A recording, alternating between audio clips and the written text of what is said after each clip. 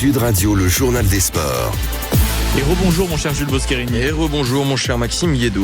On va causer rugby en ce dimanche matin sur Sud Radio, la radio du rugby, une fois n'est pas coutume. La 23e journée de Top 14 bat son plein depuis hier. Et c'est Toulouse qui s'adjuge le choc face à Toulon au Vélodrome. Et oui, victoire du Stade Toulousain 51-27 hier soir au coude à coude avec les triples champions de France en titre. À la mi-temps, le RCT est complètement dépassé après la pause et dit presque adieu au top 6. Une énorme déception pour Pierre Mignoni, le manager varois, très agacé par l'attitude de ses joueurs. C'est encore un affront perdu, c'est dur. Pas dire qu'on a lâché le match, c'est pas vrai. Mais sur le très haut niveau, on n'est pas là où on doit être.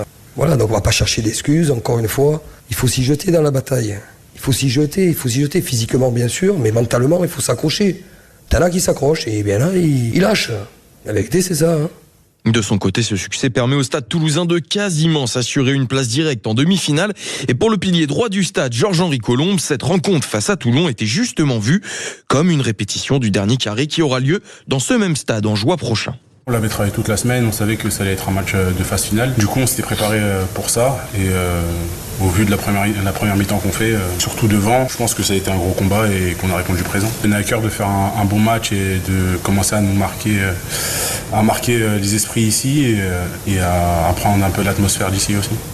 Et dans les autres rencontres de cette 23e journée de Top 14, la section paloise l'emporte au forceps face à Castres 27-15. Une très bonne opération pour des Béarnais qui ont toutefois cruellement manqué de réalisme, de quoi permettre au manager de la section, Sébastien Piqueronis, de remettre les pendules à l'heure. En gagnant le territoire et en gagnant la possession comme on l'a gagné aujourd'hui, avoir autant de fautes d'approximation et de fautes techniques, ça passe aujourd'hui quand même.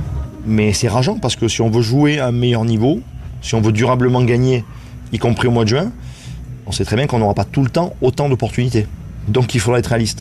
Et rendez-vous du côté de la Paris, la Défense Arena pour... non, je suis un peu trop près. On notera également les très larges victoires de Montpellier 59-7 face à Montauban, celle du Stade Français contre Lyon 59-17, celle de Clermont 45-15 face à Perpignan. Et enfin, on a eu le droit à un duel très intense entre l'Aviron Bayonnais et l'Union Bordeaux-Bègles, soldé par une victoire de l'UBB 40-38. Encore un match pour clôturer cette 23e journée, c'est ce soir et à suivre évidemment sur Sud Radio, la radio du rugby. Voilà, cette fois-ci on y est. Rendez-vous du côté de la Paris, la Défense Arena pour y retrouver le Racing 92 et le Stade Rochelet, les deux formations qui s'affrontent ce soir à 21h05 et qui ont impérativement besoin de l'emporter. Ça risque donc de taper fort.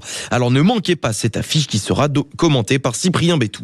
Et on change de ballon, on passe au football désormais avec la 33e journée de Ligue 1 qui reprend ses droits. 9 matchs au programme du jour pour un multiplex qui s'annonce mais alors chaud bouillant. Oui, et qui devrait surtout nous donner plus d'informations sur le potentiel classement final. Il ne reste plus que 2 matchs avec cette journée et tous les points comptent, notamment pour le PSG qui peut se rapprocher un peu plus de son 14e titre de champion de France. Ce sera contre Brest.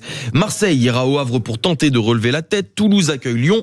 Monaco sera opposé à Lille. Vous avez compris, des affiches, c'est pas ce qui manque pour ce multiplex qui aura lieu ce soir. Coup d'envoi des matchs à 21h. On passe au tennis à présent dans ce journal des sports. Coup dur pour le Français Arthur Fils, contraint à l'abandon hier lors de son entrée en lice au Master de Rome. Et oui, elle a de quoi inquiéter, cette blessure à la hanche. Elle a énormément gêné le Français hier face à Pellegrino. Résultat, un abandon dans le 3e set après avoir perdu les 2 premiers. Et à 2 semaines du début de Roland-Garros, Arthur Fils a préféré ne prendre aucun risque. Et toujours en tennis, on va parler prize money avec cette menace brandie par certains joueurs qui militent pour une meilleure répartition des revenus, c'est-à-dire en gros avec cette hypothèse d'aller boycotter les grands chelems. Et ça, ce n'est un secret pour personne. La répartition des revenus, c'est l'un des sujets qui fait le plus parler dans le tennis. Pour faire simple, tu gagnes, tu remportes beaucoup d'argent, tu perds, tu n'auras pas beaucoup d'argent. Sauf que là, même quand tu gagnes, les répartitions ne seraient pas équitables et c'est ce que dénoncent les joueurs. Vincent Chaudel, fondateur de l'Observatoire du Sport Business, nous a rejoint pour analyser la situation. Bonjour Vincent. Bonjour. Alors, concrètement, Vincent Chaudel, qu'est-ce qui est reproché aux différents tournois du circuit ? En fait, quand on compare le tennis avec d'autres sports, on se rend compte que l'enveloppe dédiée au prize money, c'est-à-dire aux primes que l'on va donner aux joueurs, est entre 15 et 20%. Si on regarde le cas de Roland-Garros, cette année, ça devrait passer la barre des 400 millions d'euros de chiffre d'affaires, ce qui est énorme, mais on devrait être autour des 60 millions d'euros de reversés aux joueurs. Oui, et ça fait 15,4% en fait seulement des revenus qui seront reversés. Comment est-ce qu'on explique cet écart ?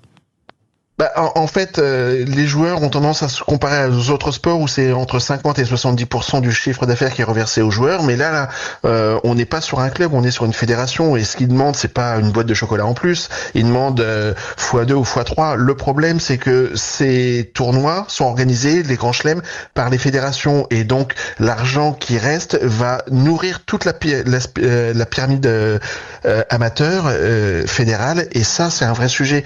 Donc, on est entre l'intérêt général et l'intérêt particulier, et en même temps les joueurs, on peut comprendre, il y a un écart énorme entre Sinner et puis les joueurs qui vont juste faire le premier tour. Faire une saison, c'est 80 à 100 000 euros de frais de déplacement, et c'est à peu près ce que vous gagnez sur le premier tour. Donc on est entre les deux. Est-ce que cette menace de boycott, elle est vraiment crédible ? Pas vraiment. Enfin, il y a un vrai sujet. Il y a un vrai sujet par rapport aux joueurs, surtout par rapport aux petits joueurs entre guillemets.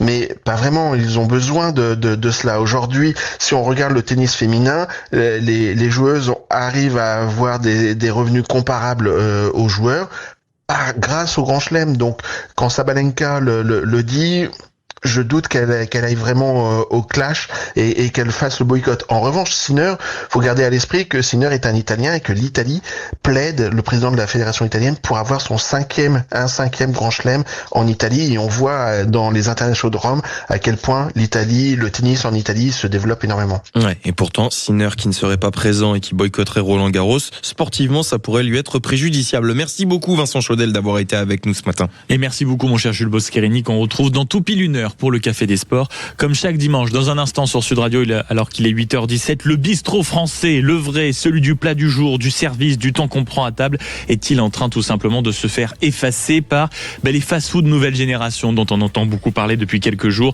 En face du café traditionnel, poussent des enseignes moins chères, plus rapide, très agressif sur les réseaux sociaux, souvent d'ailleurs calibré pour une clientèle jeune et populaire. Et derrière cette bataille, il n'y a pas qu'une question de restauration, il y a aussi une question de pouvoir d'achat, de paysage urbain. Et vous allez peut-être l'entendre, oui, le mot n'est pas trop fort, de civilisation. Dans un instant, Alain Fontaine, à tout de suite. Sud Radio.